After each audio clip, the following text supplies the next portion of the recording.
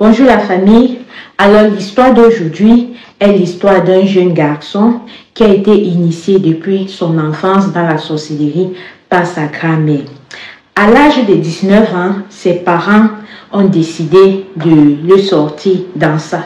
C'est ainsi que il l'amenait de temps en temps chez un pasteur pour qu'il puisse être exaucé. Ce qui se passe, c'est que les périodes où on l'amenait de temps en temps, étant déjà un ancien petit sorcier depuis, il a découvert, ou du moins il a ressenti que le pasteur là, il ressentit une énergie de lui qui ressemblait genre c'est mon grand maître dans la sorcellerie. Maintenant, ses parents ont décidé que, ok, pour que l'exorcisme puisse bien se passer et rapidement, il faudrait qu'il s'installe chez le pasteur à temps plein. Une fois installé à temps plein, c'est de là que le pasteur a commencé à l'initier dans des pratiques occultes. Lui et le pasteur effectuaient quotidiennement des voyages astraux chaque nuit. Ce pasteur était un grand adorateur de serpents et de corbeaux. C'est ainsi que pendant le voyage astro, il partait offrir à des grands sorciers les fœtus et les trompes des fidèles.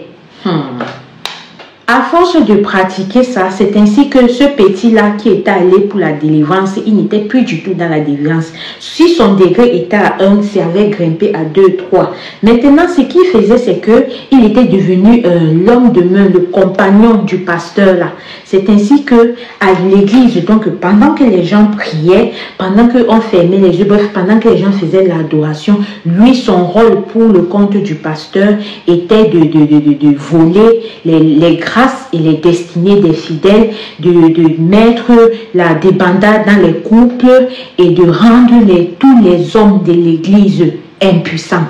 Une fois tout ça là, voler les grâces des fidèles et tout ça, le pasteur et lui maintenant partait livrer ça au grand maître du pasteur, celui-là même qui lui donnait le pouvoir afin d'inoptiser les fidèles, afin de pouvoir commettre tous les miracles qu'il commettait dans l'église. Donc, comme je disais tantôt, une fois étant devenu l'homme de main, il fallait bien aussi que lui-même aussi, il offre des trucs au grand maître.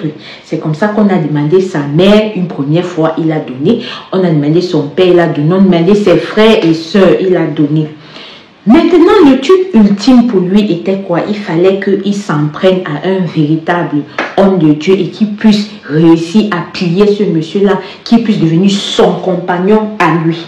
C'est qu'il a tenté, sauf qu'il est arrivé là-bas, c'était vraiment un homme de Dieu. C'est ainsi que celui-là, dans les prières, a lancé un feu qui l'a vraiment brûlé, tout ça.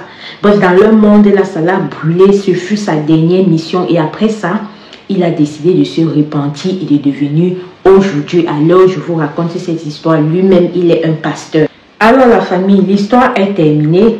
Sur cette partie-ci, maintenant, nous essayons d'analyser et de donner nos avis.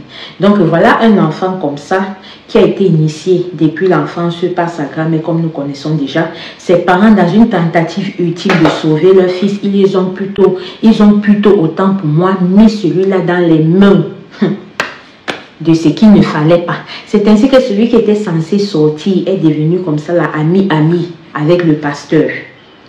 Et après avoir commis tout ce qu'il a commis avec le pasteur, il fallait que lui-même monte en grade. Pour finir, cette pauvre famille, cette pauvre femme et son mari qui ont voulu l'enlever dans ça, c'est ainsi qu'eux-mêmes ils sont passés, y compris ses frères et sœurs et Seigneur qui n'ont rien demandé. Cette histoire nous rappelle encore une fois de plus que ces églises qu'on ouvre partout là. Avant de mettre vos pieds quelque part, choisissez bien cette église. Avant de partir quelque part, parce que vous partez juste pour prier. Vous partez tel qu'on a dit dans la Bible, quand 2, 3 personnes se regroupent ensemble, je suis au milieu. Vous partez juste vous regrouper afin que vos prières puissent monter. Sauf que le plus souvent, avec ces églises qui se lèvent à gauche, à droite, on ne connaît pas l'origine. On ne connaît pas le fondement même de celui qui a créé ça.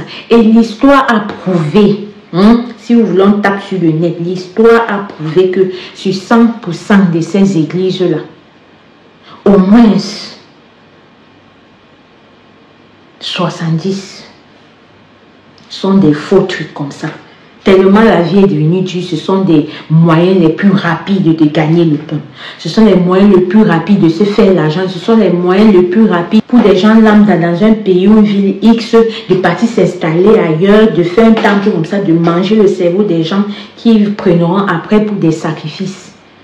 Parce que là, tu pars pour prier, tu sors, tu es dénu de tes chances, tu es dénu de tes grâces. Non, mais c'est abusé.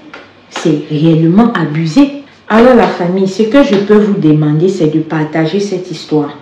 Partager pour que ces gens, au jour d'aujourd'hui, qui n'ont pas compris que la plupart de ces églises-là, c'est du marketing. La plupart de ces églises-là, c'est un moyen de se faire l'argent avec la vie qui est tellement difficile.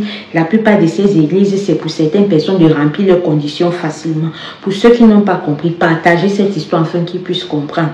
Moi, tout ce que je peux dire, c'est qu'à un moment donné, on ne sait même plus où vouer sa tête, on ne sait plus où se mettre. Est-ce qu'il faudrait donc qu'on reste à la maison et on prie? Sincèrement, si vous êtes de ceux-là qui pensent qu'il faudrait rester à la maison et prier son Dieu, notifiez-le-moi en commentaire et vous me le dites le pourquoi en fait.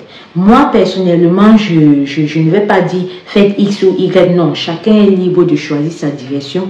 Chacun est libre de partir dans l'église où il veut. Mais des grâces, soyez prudents. Ouvrez vos yeux. Parfois, les petits détails, il y a les détails.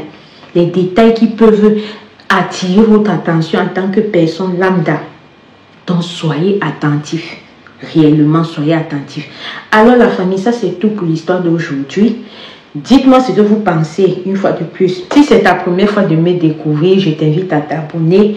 Ici, je fais du gossip éducatif et instructif. Je fais aussi du true story time et je fais un peu de confiance en soi et de développement. Alors là, tu peux les retrouver sur mes différentes playlists sur ma chaîne. En fonction de celles qui t'intéressent, je t'invite à t'abonner et à activer ta cloche de notification pour ne manquer aucune de mes publications futures.